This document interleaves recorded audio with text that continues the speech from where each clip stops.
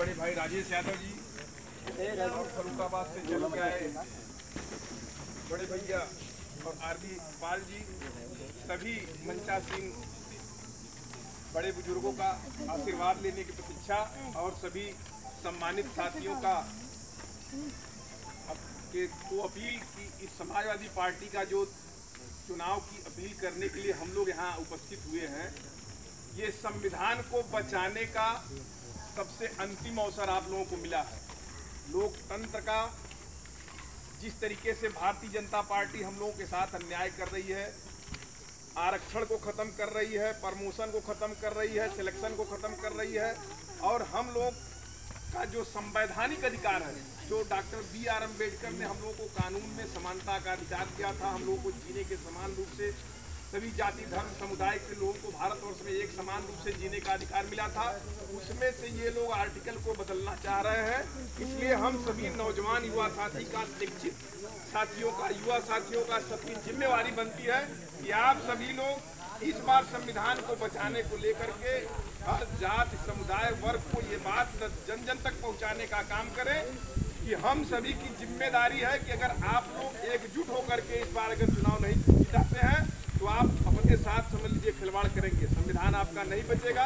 तो जो हम लोगों को बोलने का अधिकार मिला है, जिस तरीके से हम लोग स्वतंत्र हैं, जिस तरीके से हम लोगों को स्वतंत्रता मिली है संविधान के जरिए, वो हम लोगों का स्वतंत्रता खत्म हो जाएगा और हम लोग फिर उस मनुवादी व्यवस्था में पुराने तरीके से फिर बच जाएंगे। इसलिए सभी साथियों से निवेदन है कि आप लोग अपनी जिम्मेदारी समझ करके सभी माताओं बहनों और जो नौजवान साथी हैं जो पहली बार वोट देने जा रहे हैं, उनको भी आग्रह करें, उनसे निवेदन करें, उन्हें बताएं कि लोकतंत्र को बचाना है, संविधान को बचाना है। तो हम सबकी जिम्मेदारी बनती है कि जो मजदूर है, जिस तरीके से भारतीय जनता पार्टी ने लॉकडाउन लगा करके हमारे मजदूर साथियों को 2-2 हजार किलोमीटर तक पैदल डुलवाने का काम किया है और कोरोना में कोविड इंजेक्शन लगवा करके ब्रेन हेमरेज, हार्ट अटैक और तमाम तरीकों से लोगों की जान ले ली है, उन सभी को चीजों को धरातल पर बताने की जरूरत है और सभी की जिम्मेवारी है। संख्या अधिक है, समय कम है, इसलिए सभी साथी जब तक लग के सब नियम कानून सभी लोगों को तक नहीं पहुंचाएंगे तब तक हर व्यक्ति को जानकारी नहीं मिल पाएगी। व्यक्ति जानता है कि 5 किलो अनाज मिलता है, इसलिए हम लोग भारतीय जनता पार्टी को वोट देते हैं। हमारी सरकार अगर इंडिया गठबंधन की सरकार बनती है तो इसमें 10 किलो अनाज का प्रावधान है और वो भी आटा जो है आपको मिलेगा। तो इसलिए आप उनके लालच में, बहकावे में आने का प्रयास न करें। आप सभी लोग सिर्फ लोकतंत्र और संविधान को बचाने का काम करें।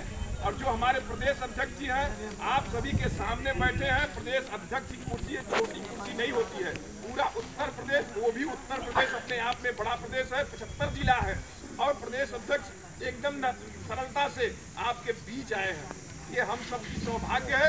हम सबका एक तरह से मान के चलिए कि बहुत जो लोग कहते हैं गांव मेरे सब जीत के चले जाते हैं, कोई आता नहीं हमारे यहाँ। प्रदेश अध्यक्ष जी आपके सामने अपना अमूल्य समय निकाल करके और एक छोटे छोटे गांव में जा करके सभी को ये संदेश देना चाह रहे हैं, सभी को ये बताने आए हैं कि आप अपने लोकतंत्र को, अपने संविधान को, अपने अधिकार को, अपने जातीय जनगणना को, अपने आरक्षण को, अपने प्रमोशन को, सबको बचाना चाहते हो तो इस बार साइकिल चुनाव चिन्ह पर वोट दे करके डॉक्टर रमेश चंद्र बिंद को जिताने का काम करेंगे साथियों।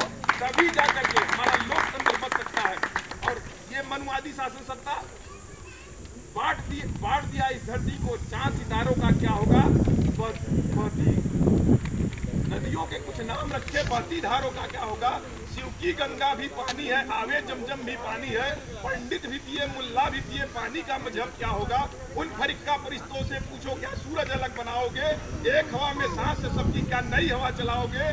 नस्लों का करे जो बंटवारा, रहबर वो कौम का ढोकी है। क्या खुदा ने मंदिर तोड़ी थी या राम ने मस्जिद तोड़ी है। तो साथी ये लोग राम और रहीमान के नाम पर, मंदिर और मस्जिद के नाम पर, गाय और गोबर के नाम पर, हिंदू और मुस्लिम के नाम पर हम सभी को बांटने का काम कर रहे हैं। इसलिए सभी ओबीसी की जाति, एससी की जाति, जनजाति की जाति, सभी साथियों से निवेदन है कि आप जिस तरीके से इतने दिन से शोषित होकर आते चले आ रहे हो, आप अपने आरक्षण को, प्रमोशन को और संविधान को और लोकतंत्र को बचाना चाह रहे हो, तो आप इस बार साइकिल चुनाव चिन्ह पर वोट दो। और हमारे प्रदेश अध्यक्ष जी आपके सामने इसलिए उपस्थित हैं कि आपसे अपील करने आए हैं, आपसे निवेदन करने आए हैं, आपको बताने आए हैं, आपको जगाने आए हैं, आपको समझाने आए हैं कि आप समझिए, अपने अधिकारों को समझिए कि ये अधिकार अगर चला जाएगा तो फिर पुनः नहीं आएगा।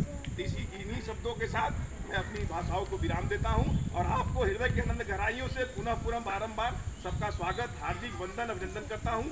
जय समाजवाद, जय इंडिया।